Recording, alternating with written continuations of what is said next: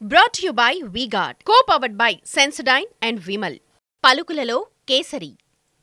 Associate sponsor UltraTech cement. ఏపీలో liquor పేరు చెబితేనే బాబోయ్ అంటారు.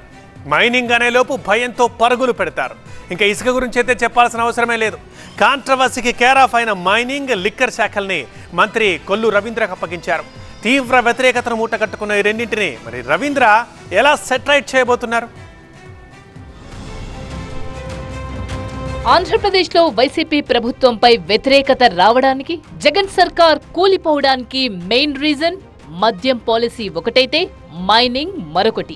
ఇప్పుడు రెండు కీలక శాఖలు మంత్రి కొల్లు రవీంద్రకు అప్పగించారు చంద్రబాబు. చిన్న వయసులోనే ఆయన భుజాలపైన పెద్ద బాధ్యతలే పెట్టారు. జగన్ తీసుకొచ్చిన లిక్కర్ పాలసీపై పెద్ద ఎత్తున అవినీతి ఆరోపణలున్నాయి. వైన్ షాపులను తమ చేతుల్లో పెట్టుకుని అడ్డగోలుగా రేట్లను పెంచేశారు. ఊరు పేరు లేని నాసిరకం మద్యాన్ని తీసుకొచ్చి ఎక్కువ రేట్లకు విక్రయించారని మందుబాబులు ఇప్పటికీ రగిలిపోతూనే ఉన్నారు. కల్తీ లిక్కర్ తాగి ఎంతో మంది ప్రాణాలు కోల్పోయారు. కొంతమంది పిచ్చి పిచ్చిగా ప్రవర్తించిన ఘటనలు కోకొల్లలు. అప్పట్లో టీడీపీ హయాంలో ఉచితంగా ఇసుకను అందిస్తే వైసీపీ పాలనలో సహజ వనరులను కొల్లగొట్టారు. మైనింగ్, శాండ్ మాఫియాలు కోట్ల రూపాయలు కొల్లగొట్టి ప్రజలకు కన్నీళ్లు మిగిల్చారు. కాంట్రవర్సీస్ కి కేర్ ఆఫ్ అడ్రస్ గా ఉన్న ఈ రెండు శాఖలను సెటరైట్ చేయడం కొల్లు రవీంద్రకు అతిపెద్ద సవాలే అని చెప్పాలి.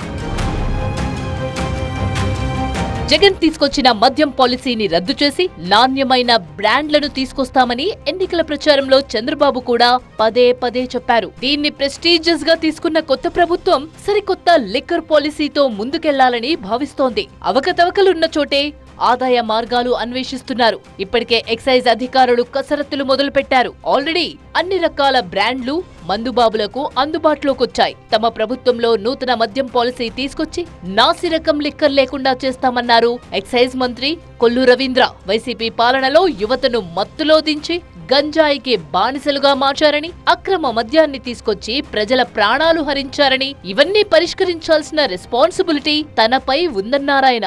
అక్రమ మద్యాన్ని పెట్టి విపరీతంగా రేట్లు పెంచి మరి ప్రజల ప్రాణాలు ఇవాళ హరించినటువంటి పాలసీతో గత ప్రభుత్వంలో నడిచింది లిక్కర్ పాలసీ.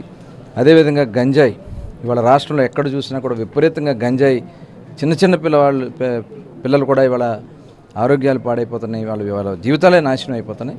కాబట్టి ఇవన్నీ కూడా మనం పరిష్కరించుకోవాల్సినటువంటి అంశాలు. మరోవైపు ఇష్టారాజ్యంగా మైనింగ్, ఇసుకను దోచేశారని, కన్స్ట్రక్షన్లు ఆగిపోయి కార్మికులు రోడ్డున పడ్డారని ఆవేదన వ్యక్తం చేశారు రవీంద్ర. ఇసుకతో కోట్ల రూపాయలు దోచుకొని ప్రజలకు కన్నీళ్లు మిగిల్చారన్నారు. ఎక్సైజ్, మైనింగ్ శాఖలను సెటరైట్ చేసే బాధ్యతను తీసుకుంటారని హామీ ఇచ్చారు మంత్రి రవీంద్ర. మైనింగ్ పాలసీ ఇవాళ ఇష్టారాజ్యంగా మొత్తం మైనింగ్ అంతా ఈ రాష్ట్రంలో దోచుకున్నారు. ఎక్కడున్నా కూడా విపరీతంగా దోచుకున్నారు. శాండ్లో దోచుకున్నారు. ఇవాళ కన్స్ట్రక్షన్ మొత్తం కూడా ఆగిపోయింది. కార్మికులందరూ కూడా రోడ్డున పడ్డారు.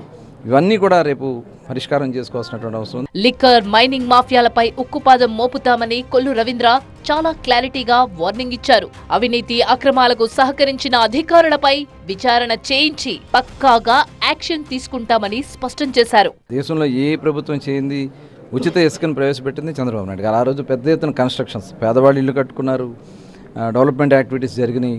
కానీ 5 సంవత్సరాలు మొత్తం టోటల్ మరి భ్రష్టు పడిపోయింది. కాబట్టి మళ్ళీ ఒక మంచి పాలసీ తీసుకుని శాండ్ పాలసీ కానీ లిక్కర్ పాలసీలు కానీ మళ్ళీ తీసుకోవాల్సిన అవసరం ఉంది. దాని మీద రాబోయే కాలంలో తొందరలోనే డిస్కషన్ చేసి తప్పనిగా మంచి పాలసీలు ఇచ్చే విధంగా ముందుకెళ్తాం. కొత్త ప్రభుత్వం వస్తూనే పాత మద్యం బ్రాండ్లను తీసేస్తామని చెప్పడంతో మందుబాబులు ఖుషీ అవుతున్నారు. మరోవైపు గతంలో ఉన్నటువంటి ఫ్రీ శాండ్ పాలసీని కూడా తీసుకురావాలని సామాన్యులు కోరుతున్నారు. Brought to you by V-Guard, co-powered by Sensodyne and Vimal. పలుకులలో Kesari. Associate sponsor UltraTech cement.